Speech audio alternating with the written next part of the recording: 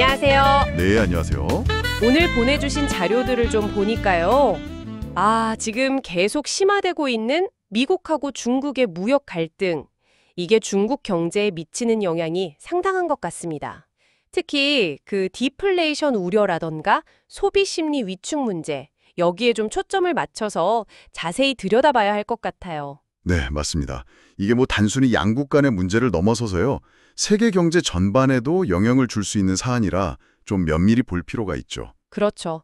지금 고율 관세도 그렇고 또 협상도 계속 진행 중인데 중국 경제가 지금 어떤 상황인지 또 정부는 어떻게 대응하는지 이걸 좀 같이 파헤쳐 보죠. 먼저 현재 상황부터 좀 짚어볼까요? 미국은 최대 145%, 중국은 125%. 야, 관세율이 정말 엄청나네요. 네, 그렇죠.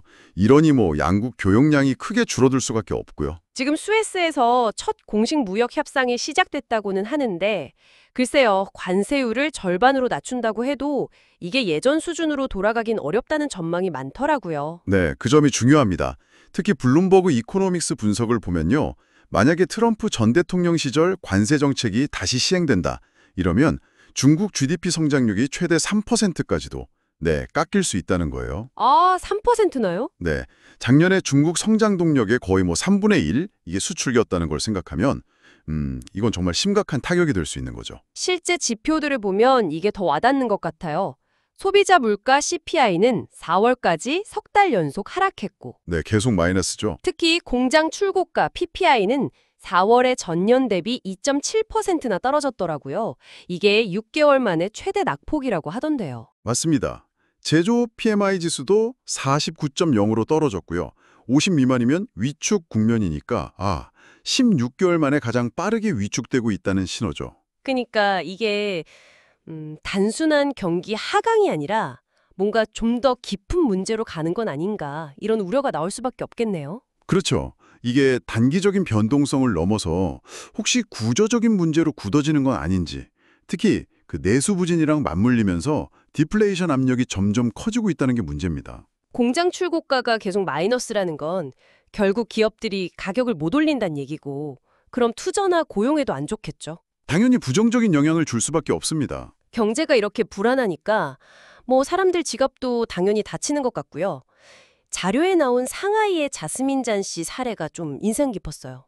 그 조경 디자이너 사례 말씀이시죠? 네, 급여가 40% 깎이고 결국 해고까지 되면서 소비를 정말 극도로 줄이고 있다고. 새 스마트폰 대신 배터리만 교체해서 쓴다고 하니까. 네, 참 그런 분위기가 팬데믹 이전 수준으로 회복이 잘 안 되고 있어요. 그렇죠. 청와대 리다오쿠이 교수 지적처럼 이런 관세 충격을 이겨내려면 결국 내수가 살아나야 하거든요.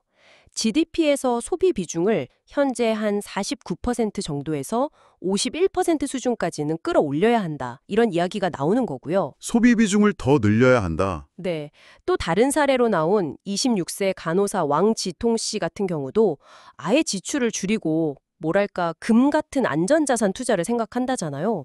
불확실성에 대비하는 거죠. 안전자산 선호 현상이 나타나는군요. 물론 중국 정부도 가만히 있지는 않았겠죠. 네, 여러 조치를 내놓긴 했습니다. 5월 초에 단기 정책 금리인 7일물 여괄피 금리도 낮췄고 은행 지급 준비율 RR이라고 하죠. 이것도 50bp 인하했고요. 지준율 인하. 그럼 시중에 돈이 좀 더 풀리겠네요. 그렇죠. 대략 한 1조 위안 정도, 우리 돈으로 하면 꽤 큰 규모의 유동성이 공급되는 효과가 있습니다. 가전제품 보조금이나 육아 지원 같은 소비 촉진책도 같이 내놨고요. 그런데 시장 반응은 좀 미지근한 것 같아요. 네, 아직은 좀. 분석가들은 이게 근본적인 해결책이라기보다는 좀 임시 방편에 가깝다 이렇게 보는 시각이 많습니다. 임시 방편이요? 네, 수출 기업들을 내수 시장으로 돌리려는 전략도 이야기는 나오는데 사실 지금처럼 기업이나 소비자 신뢰도가 낮을 때는 오히려 가격 경쟁만 더 치열해져서 디플레이션 압력을 키울 수 있다는 걱정도 있고요. 그렇군요. 그래서 그런지 글로벌 투자은행들도 중국 성장률 전망치를 좀 낮춰잡는 분위기더라고요. 네, 맞습니다. UBS 같은 경우는 관세가 오르면 GDP 성장률이 2%포인트 이상 떨어질 수도 있고 대미 수출은 3분의 2까지 줄어들 수 있다 이렇게 봤고요. 3분의 2나 감소요? 네, 골드맨삭스는 또 이 여파로 최대 2천만 명의 일자리가 위협받을 수 있다고 경고하기도 했죠. 2천만 명.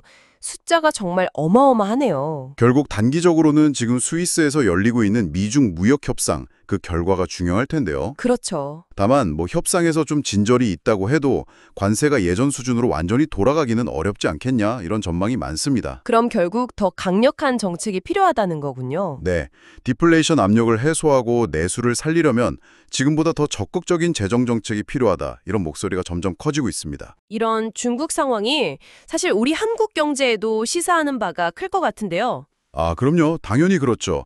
한국은 특히 중국 경제 의존도가 높으니까요.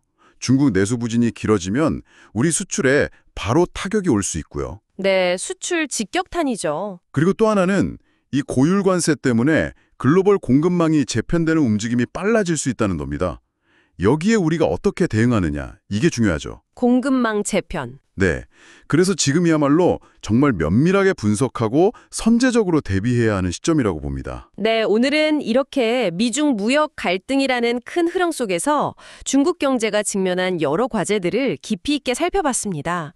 참 복잡하게 얽혀있는 문제들인데 중국이 앞으로 어떤 길을 찾아나갈지 계속 주목해야겠습니다. 과연 중국이 이 수출 중심 경제 구조에서 벗어나서 내수 중심으로 성공적인 전환을 이룰 수 있을지, 아니면 자칫 장기적인 디플레이션의 늪에 빠지게 될지, 이게 뭐 중국뿐 아니라 세계 경제 전체에도 큰 영향을 미칠 중요한 질문이 될 것 같습니다. 오늘 말씀 잘 들었습니다. 다음에 더 흥미로운 분석으로 찾아뵙겠습니다. 안녕히 계십시오. 네, 감사합니다.